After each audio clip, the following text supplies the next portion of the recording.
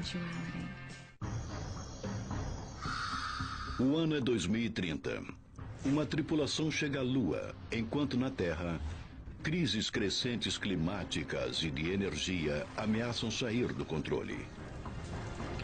A missão da tripulação é testar uma nova máquina de mineração projetada para extrair uma fonte preciosa do solo lunar e trazê-la de volta para a Terra. Se a máquina conseguir coletar o bastante desse elemento raro, ele poderia gerar um novo tipo de produção de energia na Terra, uma que não produza nenhum gás de efeito estufa ou lixo radioativo.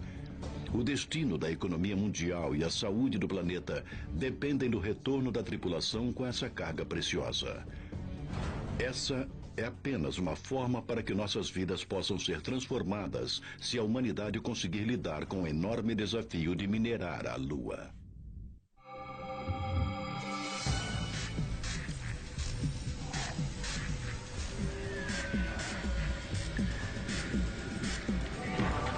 Ciência viva. Mineração na Lua.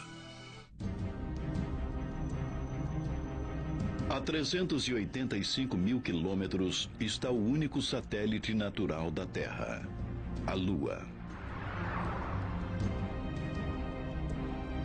Formada há bilhões de anos, ela é uma presença constante desde o início da espécie humana. Mas o que parece ser uma rocha sem vida no céu à noite pode ser um tesouro de recursos não utilizados. Há 100 anos, quando se pensava na tundra, imaginava-se uma área desértica, desolada e sem utilidade. Agora sabemos que a tundra poderia ser uma das propriedades mais valiosas do planeta Terra. Nossa percepção da Lua também pode mudar da mesma forma. A Lua tem sido vítima há bilhões de anos de asteroides, micrometeoroides, ventos solares e raios cósmicos bombardeando sua superfície. Eles estão constantemente bombardeando a sua superfície em velocidades muito altas, talvez 20 vezes mais do que a velocidade de uma bala, partindo das rochas que viram um material granuloso muito fino. Essas colisões microscópicas são tão intensas que a superfície se desintegra com o impacto, incrustando elementos dentro do solo lunar que é chamado de rególito. Tudo aquilo que o Sol cuspir atingirá a Lua e parte disso permanecerá lá. E isso é muito interessante em termos de recursos. Porque grande parte do que sai do Sol é hidrogênio.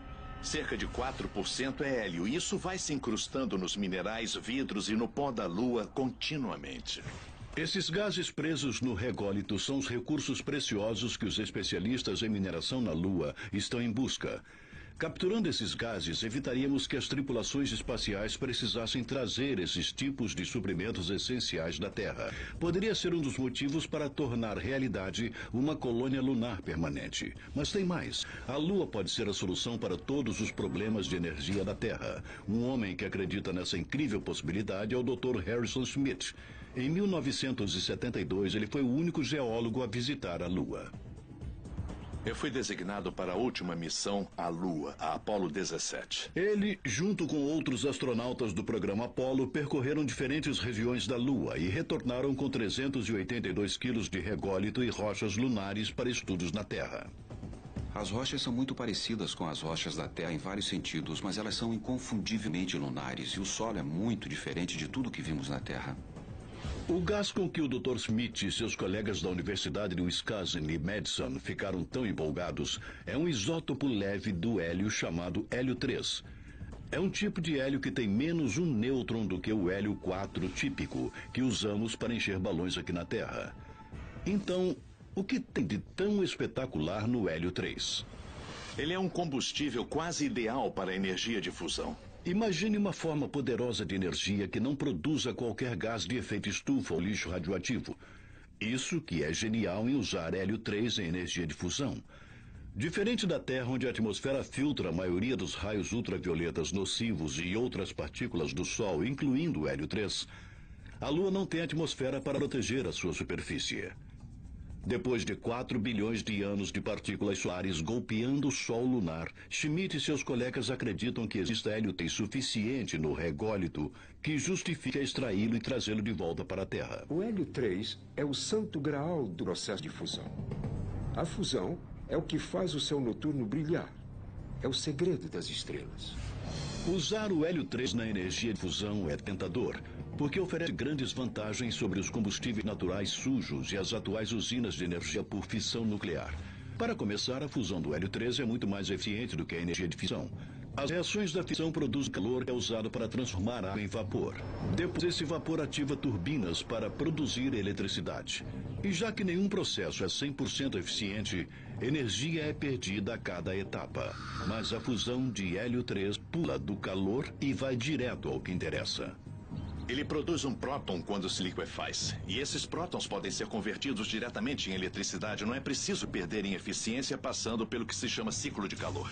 Uma segunda vantagem da fusão do hélio 3 é que é um processo limpo. A fissão nuclear e outros tipos de fusão criam um subproduto perigoso, lixo radioativo. A razão para essas grandes diferenças pode ser encontrada dentro da escolatura atômica dos combustíveis. Dividir átomos pela fissão produz nêutrons radioativos, mas a fusão do H3 produz prótons não radioativos que são convertidos diretamente em eletricidade. E isso potencialmente faz grande sentido, não só comercial, como também ambiental para nós. Um combustível de fusão limpo para usar aqui na Terra como alternativa parcial aos combustíveis naturais. Apenas 100 quilos de hélio 3 trazidos para a Terra poderiam ativar uma usina de fusão de 1000 megawatts por ano. É energia suficiente para iluminar uma cidade como Dallas, no Texas. Mas produzir hélio 3 na Lua não seria uma tarefa fácil. Existe muito mais hélio 3 na Lua do que na Terra. Mas existem apenas 20 bilhões no solo. Isso significa peneirar 3/4 de 2,5 quilômetros quadrados, área igual a 400 campos de futebol e 3 metros de profundidade para criar 100 quilos de combustível. E até agora ninguém inventou uma máquina que chegasse perto de coletar tal quantidade de solo e processá-la em combustível. Um colega meu comparou a mineração do hélio 3 a tentar tirar ouro da água do oceano. Existe ouro na água do oceano na ordem de 2 partes por bilhão. Ninguém buscou uma forma econômica de extrair ouro da água do oceano. Outro grande obstáculo é que a única forma do hélio 3 ser aproveitável é se for trazido de volta à Terra. Transportar petróleo por todo o mundo na tanque custa algumas centenas de milhares de dólares. Mas trazer o hélio 3 da Lua numa espaçonave tem custo estimado de centenas de milhões de dólares. A que esses problemas de transporte e salvação sejam solucionados, parece bastante provável que alguém se dê o trabalho de explorar o hélio 3 e construir uma usina de fusão. Parece que a única forma do hélio 3 ter a chance de se tornar viável economicamente é se a tecnologia e infraestrutura de mineração lunar fosse primeiro desenvolvida por outras razões. De fato, a NASA está explorando formas de construir uma colônia na Lua. A princípio, parece impossível, absurdo. Pegar rocha lunar estéril, desprovida d'água, desprovida de... E dela, talvez, criar um jardim do Éden. Mas sim, é absolutamente possível. Mas primeiro os cientistas devem começar com o fundamental. A NASA precisa de uma máquina capaz de escavar o solo lunar. E uma forma de encontrar essa máquina nova e revolucionária é uma competição divertida e inovadora da qual a NASA participa. Ela se chama de Desafio à Escavação do Rególito. Durante 2 anos, equipes de todo o mundo foram convidadas para apresentar suas invenções de escavadeiras lunares para competir pelo primeiro prêmio, a bela quantia de $500 mil. Hoje, 10 equipes chegaram ao Cal Poly Campus, em São Luís Obispo, na Califórnia, para participar da competição. Estudantes, muito obrigado, engenheiros, até fabricantes de brinquedos. Quer andar? Não, é brincadeira, não pode andar. Estão aqui para ver se seus projetos originais podem atender às necessidades e levar o prêmio para casa. As regras são simples. As escavadeiras têm que funcionar autonomamente como se estivessem sozinhas na superfície da Lua. Cada equipe tem 30 minutos para escavar e depositar 150 quilos de rególito simulado em uma área de 16 metros quadrados dentro de um depósito. O solo lunar simulado é um material fino semelhante à areia, feito de rocha vulcânica triturada. Os competidores usam máscaras para não inalar o pó para os pulmões. E o mais importante de tudo, a última regra é que cada equipe só tem uma chance de competir. No ano passado, um dos rapazes pediu para continuar. Eu posso mudar uma variável e dará certo. Desculpe, você está na Lua, não pode fazer isso. Quando a primeira equipe se aproximou da área apelidada de Caixa de Areia e carregou sua escavadeira, ficou claro que não era brincadeira de criança. Essa escavadeira não conseguiu subir a rampa. É um dos muitos desafios que as equipes enfrentarão hoje. Uma escavadeira lunar é uma das muitas peças novas de equipamento especial que a NASA deverá construir para uma colônia lunar sustentável na Lua. E o primeiro requisito para qualquer tipo de equipamento será sobreviver no difícil ambiente lunar. Construir uma colônia aqui vai expor os humanos ao que o universo tem de pior para oferecer. Algum dia o hélio 3, um elemento raro que pode existir em quantidades grandes o suficiente para a mineração na Lua, poderia vir a ser a fonte de energia que livraria o mundo dos combustíveis naturais e da fissão nuclear radioativa. Mas isto é o pote de ouro no fim do arco-íris. Primeiro, a NASA deve ser capaz de instalar uma colônia lunar permanente. Isso significa descobrir como manter a vida num lugar que é totalmente inóspito. O programa da NASA de voltar à Lua se chama ISRO, uma sigla para a utilização de recursos in situ. Nós chamamos de viver às custas da Terra. À primeira vista, não parece que uma colônia viável possa surgir na superfície da Lua. Mas os humanos já criaram colônias em ambientes inóspitos na Terra. Algumas tiveram sucesso. Vamos ver desta forma. Las Vegas foi construída no deserto, que não tinha outra qualidade a não ser estar lá. E você sabe, eles a construíram, e olhe para ela agora. Mas lá era realmente um deserto. Foi a imaginação, a criatividade das pessoas que fundaram e construíram Las Vegas que a transformaram num lugar de importância. No deserto, as temperaturas sobem a níveis insuportáveis durante o dia e despencam à noite. Não há água ou refúgio dos elementos sem proteção. Os humanos não sobrevivem muito tempo ali. Mas a atmosfera da Terra protege os humanos das condições mais extremas do espaço. Na Lua, onde não há atmosfera, os perigos são muito mais sérios. O mercúrio sobe a 120 graus Celsius de dia e despenca a menos 157 graus negativos à noite. Um pequeno rasgo na roupa espacial exporá o colono ao vácuo do espaço. A morte virá em segundos, quando o sangue ferver. Não pelo calor, mas pela queda súbita da pressão atmosférica, como água evaporando subitamente. Outro perigo vem das explosões solares que podem escapar inesperadamente do Sol e atingir a superfície da Lua. Os colonos só teriam alguns minutos para encontrar abrigo ou morrer de uma intensa dose de radiação. A única forma de sobreviver na Lua é se os colonos estiverem protegidos dessas condições imprevisíveis. E existe uma maravilha natural aqui na Terra que pode oferecer à NASA alguma inspiração: tubos de lava. A grande ilha do Havaí é dominada por dois vulcões imponentes, Mauna Kea e Mauna Loa. E próximo dali, o Kilauea ainda mostra sua fúria cuspindo lava para a superfície. Os tubos de lava são os resultados de uma explosão vulcânica de lava quente.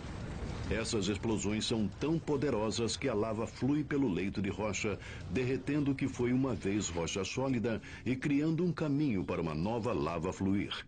Mas o que os tubos de lava têm a ver com as colônias lunares? O rególito lunar é ótimo em absorver a radiação solar e cósmica, e existem evidências de que a Lua tem tubos de lava antigos insinuando-se debaixo da superfície. A subsuperfície e os tubos desmoronados que formaram valas naturais na superfície da Lua poderiam oferecer um paraíso seguro para os colonos.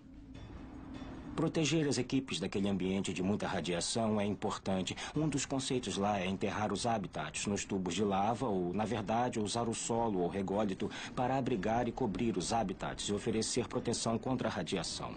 Construir alguma coisa no subsolo não seria tão difícil quanto parece. A NASA já teve grandes sucessos com habitats infláveis que sobreviveram em condições extremas, como na Antártica. E já que é dispendioso levar objetos pesados para o espaço, os habitats infláveis de pouco peso poderiam ter o formato perfeito para os tubos de lava lunares.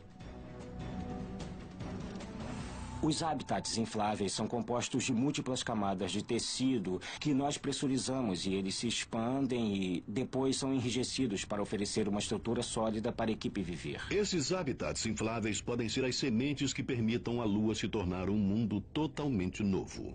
Esse primeiro posto avançado que enviaríamos teria 2 barracões de construção e pequenos habitats. E depois poderíamos usar isso para começar a construir mais infraestrutura. E outros países viriam e trariam suas peças de maquinaria. E assim, a certa altura, teríamos uma cidade de Nova York multicultural, onde haveria línguas e pessoas diferentes. E comércio de lá para cá. Eu acho que esse é um futuro empolgante. A história da civilização é uma história de seres humanos chegando a novos lugares, encontrando recursos, criando indústrias e comércios novos. Deu certo aqui na Terra ao longo da nossa história. Não há razão para não dar certo na Lua. Mas providenciar habitats seguros é só um dos muitos obstáculos que a NASA deve enfrentar antes de considerar mandar um colono para a Lua. Eles também precisam escolher um local onde os colonos possam realmente viver às custas da Terra. E isso significa estar o mais próximo possível dos recursos. Como mineradores de ouro em busca de suas fortunas na Califórnia, os cientistas devem primeiro fazer algumas explorações para encontrar um local apropriado para a mineração.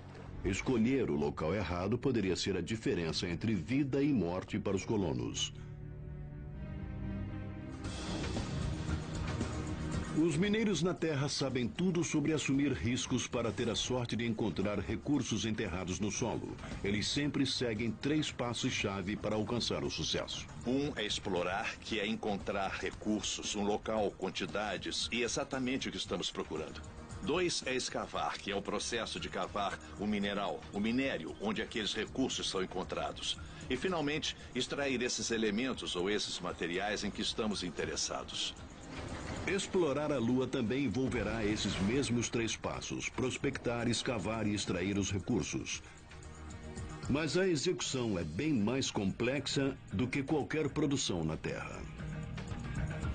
Atualmente, não há tecnologia de mineração que seja idealmente adequada para a Lua. Não se pode usar equipamento de solda comum. Não se pode usar motores de combustão interna. A gasolina não funciona na Lua. É preciso ter oxigênio para que a reação aconteça. Na Lua não existe ar que possa acionar a nossa máquina. Nós sabemos que o ambiente lunar é fatal para os humanos, mas também é incrivelmente rigoroso para as máquinas.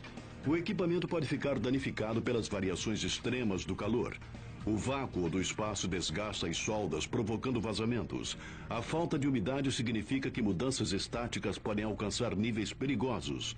E o solo lunar é extremamente fino e abrasivo. Expor eletrônicos ao rególito pode inutilizar uma máquina completamente após um curto período de tempo. Mas se a NASA conseguir superar esses obstáculos, então a possibilidade de uma comunidade mineradora lunar pode se tornar uma realidade. Instalar uma base lunar permanente funcional e autossuficiente na Lua pode ser comparável à construção das pirâmides. Apesar da enormidade do desafio, a recompensa poderia ser bem grande também.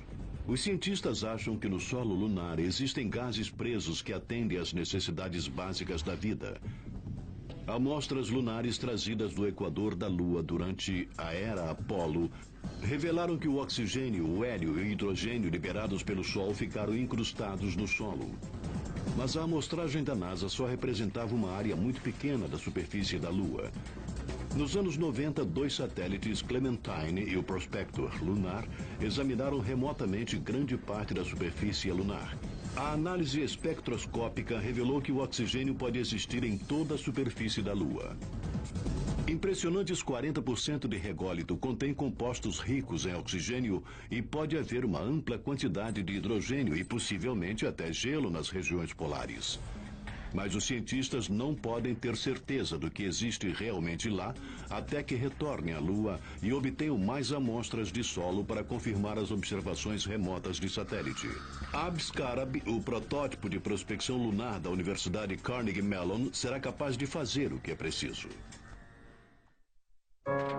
Só no Discovery. De volta ao desafio da NASA em escavar o rególito, a busca continua por um protótipo que seja inteligente o suficiente para minerar a Lua sozinho e forte o suficiente para escavar o terreno lunar conhecido como rególito. A equipe da casa, o Calpolis Robotics, está aprendendo da forma mais difícil que projetar um robô que consiga se mover autonomamente pela caixa de areia simulando o solo lunar não é fácil. Desculpe, pessoal, esse é o robô mais chato que existe. Os juízes não são condescendentes com as equipes. Isso é ciência de foguete. É o tipo da coisa que a NASA, muitas universidades e organizações como a JPL fazem o tempo todo. E é fácil fazer parecer que é simples ver esse pequeno aparelho sair da espaçonave que pousa em Marte. Parece difícil mesmo. Várias equipes ainda têm uma chance de fazer essa difícil tarefa parecer fácil. Não há dúvida de que a autonomia é incrivelmente importante para qualquer robô que irá explorar a Lua. A Lua é coberta por quilômetros de desfiladeiros e valas irregulares.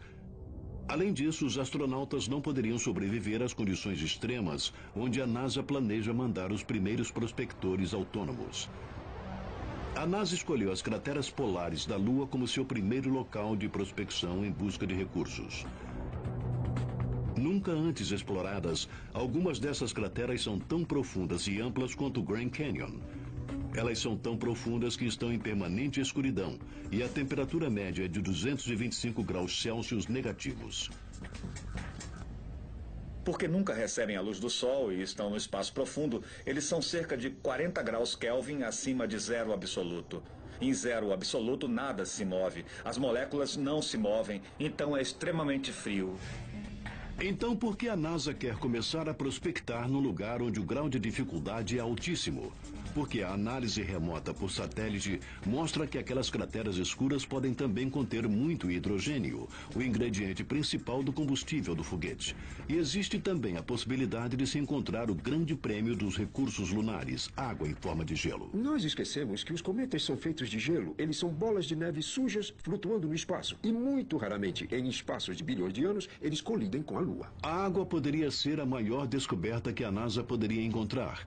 Não só teriam água para beber, como poderiam também separar as moléculas de oxigênio e de hidrogênio e assim teriam oxigênio para respirar e usariam o hidrogênio como combustível de foguete. Isso transformaria uma simples colônia de mineração lunar em um depósito de combustível de múltiplos propósitos, lançando tripulações no espaço profundo como nunca feito antes.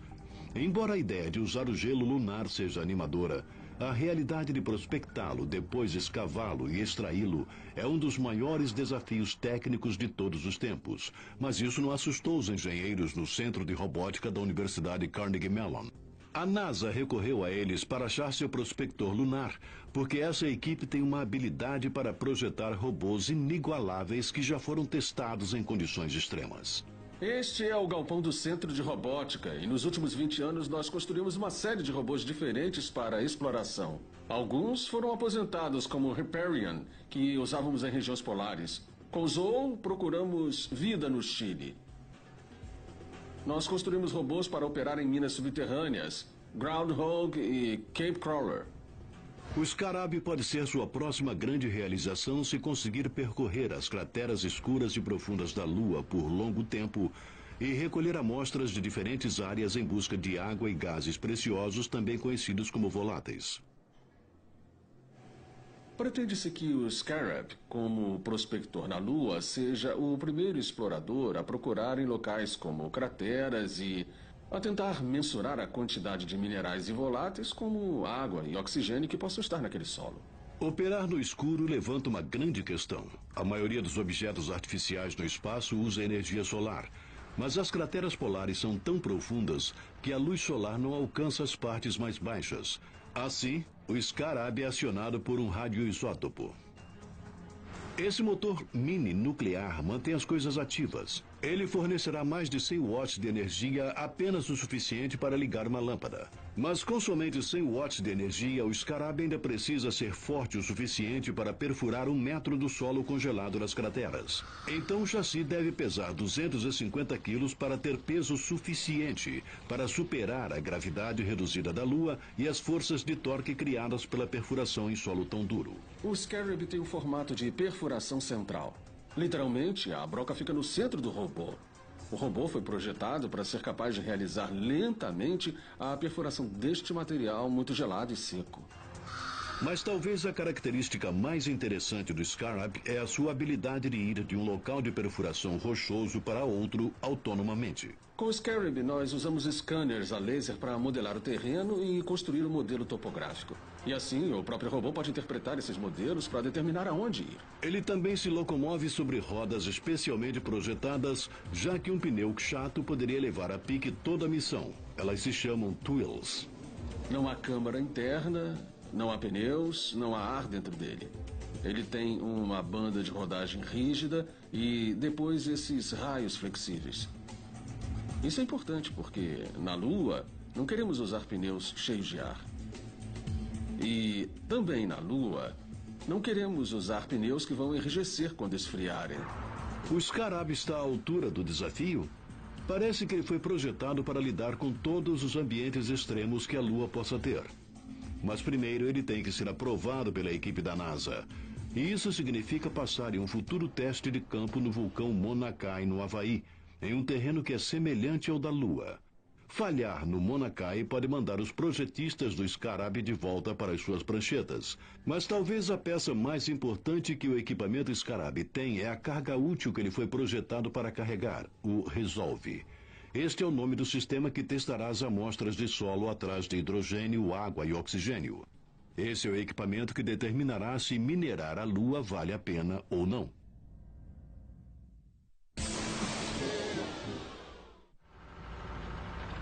O primeiro passo para minerar na Lua com sucesso é enviar um robô autônomo para fazer uma prospecção da maneira antiga.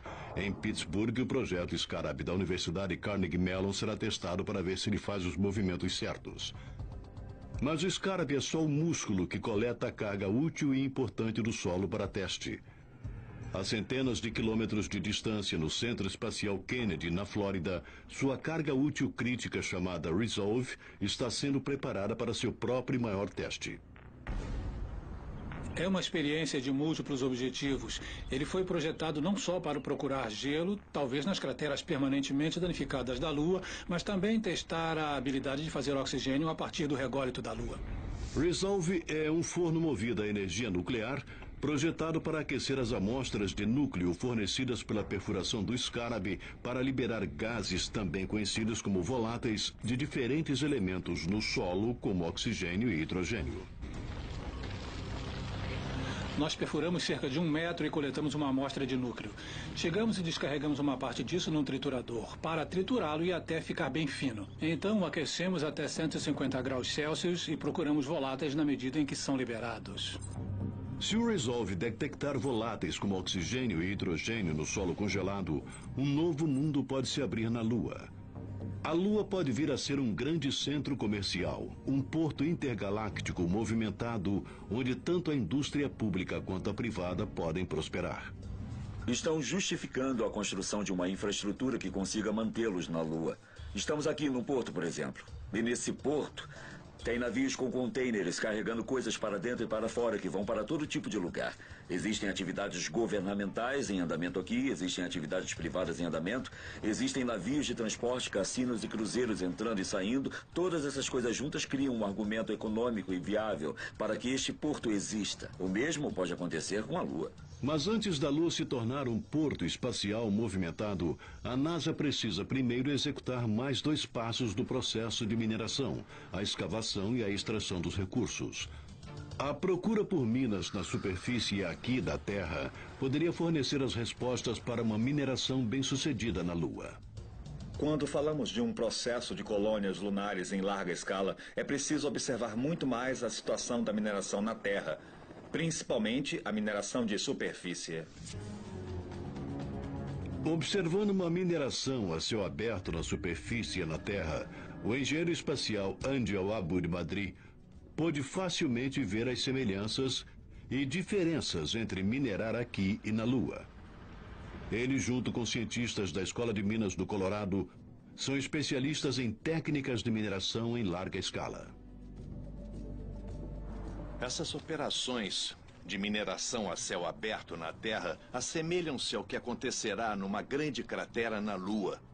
Ao contrário do que nós vemos aqui, camadas e camadas de montanhas sendo escavadas com equipamento de grande porte, na Lua teremos uma operação muito compacta. O Bucket Ladder é a tecnologia da próxima geração em termos de escavadeiras lunares. À primeira vista, os protótipos das escavadeiras lunares podem parecer totalmente ridículos se comparados com o tamanho das escavadeiras da Terra.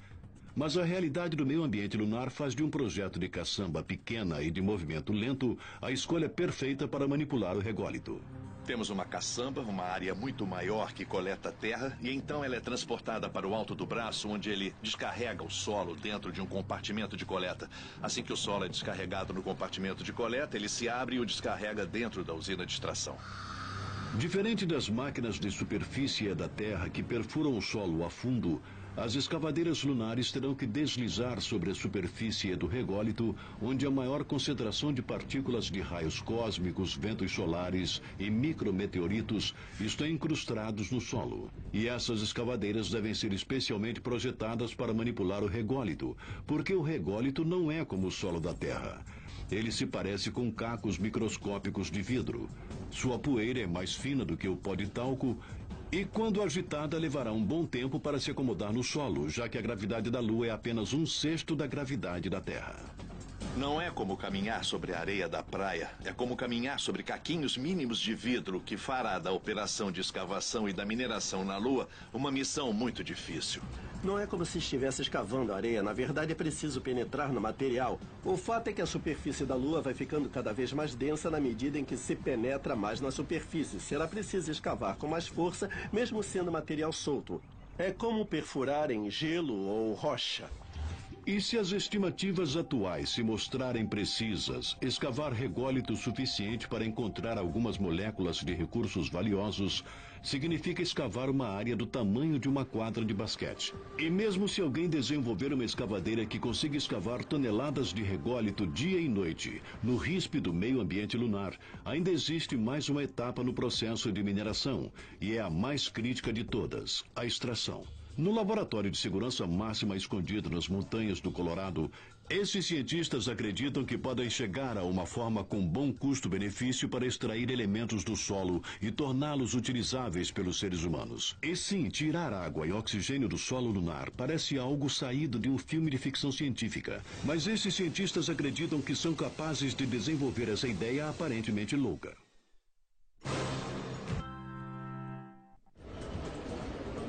No laboratório de segurança máxima no Colorado, uma equipe acredita ter inventado uma máquina que solucionará os problemas da escavação e necessidades de extração da mineração na Lua. Os cientistas no Laboratório de Tecnologia Espacial Lockheed Martin estão se preparando para revelar pela primeira vez um sistema que eles dizem que não só escava uma grande quantidade de rególito, mas também extrai oxigênio de suporte à vida. O protótipo revolucionário é chamado de Pilot. Pilot é um ponto central para a produção de oxigênio que chegará à sua própria plataforma. A coisa toda poderá ser independente, então. Na verdade, teremos a escavadeira robótica aqui, a própria escavadeira sobre isso. E nós a deixaremos sobre o solo, e ela circulará e coletará o solo e o trará de volta para ser processado pela usina de produção. O que torna o Pilot perfeito para as colônias lunares é que ele terá a habilidade de pousar em qualquer lugar na Lua autonomamente, indo a qualquer lugar onde o equipamento de prospecção mostrou altos níveis de oxigênio ou a água presos no solo lunar. O componente da escavadeira Pilot tem um design de roda de caçamba. Ela corta em fatias o rígido rególito com uma série de pequenas lâminas. As lâminas levam lentamente o rególito para dentro da caçamba inclusa para impedir a criação de poeira inoportuna. Uma vez carregada, a escavadeira retorna à espaçonave, descarregando o solo lunar dentro de um depósito. Depois, a importantíssima fase de extração de oxigênio se inicia. Pegue o solo e erga-o nessa caçamba. Ele será colocado dentro do reator através dessa verruma. A verruma então descarrega um material que está dentro do reator, que está dentro deste recipiente a vácuo. O calor intenso quebra as ligações moleculares que mantêm os diferentes elementos unidos no rególito. Tudo bem? Lá vamos nós. É muito legal. O recipiente a vácuo então gira. O solo dentro dele é aquecido a 1000 graus Celsius e se combina com hidrogênio, fazendo a água. Esses gases são circulados dentro dessas bombas e esses tanques, e então são condensados neste lado do reator. Criar água ajuda a retirar o oxigênio do solo e, obviamente, os colonos podem usar a água se for preciso. Mas a função principal do Pilot é separar o hidrogênio do oxigênio de novo, para capturar o oxigênio para a respiração. Depois, o hidrogênio é reciclado para que possa ajudar a retirar cada vez mais oxigênio de cada porção de rególito. Esta usina faz oxigênio suficiente para atender todas as necessidades de um astronauta, que é de cerca de 1 quilo por dia. O Pilot definitivamente é muito promissor no sentido de tornar as colônias lunares uma realidade. Mas antes do Pilot ou qualquer outro equipamento ser indicado para ir para a Lua, ele precisa passar pelo principal teste de campo. Mauna Kea não entra em erupção há 4.000 anos, mas evidências de sua destruição estão em todos os lugares. O terreno está repleto de rochas e escombros cuspidos pelas explosões vulcânicas. Algumas explosões foram tão poderosas que atiraram lava a milhares de metros no ar, criando bombas de lava. Essa é uma bomba de lava. Essa coisa foi quase orbital. Como a Terra, a Lua também foi vulcanicamente ativa, mas há bilhões de anos. As regiões escuras que você vê, o mar, são na verdade campos de lava que vazaram da Lua quando ela era quente. E isso é o que temos aqui no Havaí. É um tipo único de solo que só os vulcões podem criar. É incrível como tudo aqui é fino. Em outros lugares existem cascalhos. Mas isso é muito fino e extremamente seco. Muito pouca matéria orgânica também. Em agosto de 2008, a equipe da NASA percorreu os vulcões para escolher locais para os exaustivos testes de campo do equipamento de mineração lunar. Se ficarem convencidos, o Scarab, o Pilot ou o Resolve podem fazer história e serem as primeiras máquinas a minerar na Lua. Isso a 3.050 metros de planícies rochosas, crateras profundas e cinza vulcânica, tudo combinado para criar o percurso de obstáculos perfeito de mineração lunar. E se tanto a combinação do aspecto do terreno como também do material, eles atendem às nossas necessidades para este teste em particular. Novembro de 2008. Uma equipe maior volta com os protótipos e outros tipos de equipamento em potencial para a Lua. Será o momento decisivo para o Pilot, o Resolve e o Scarab.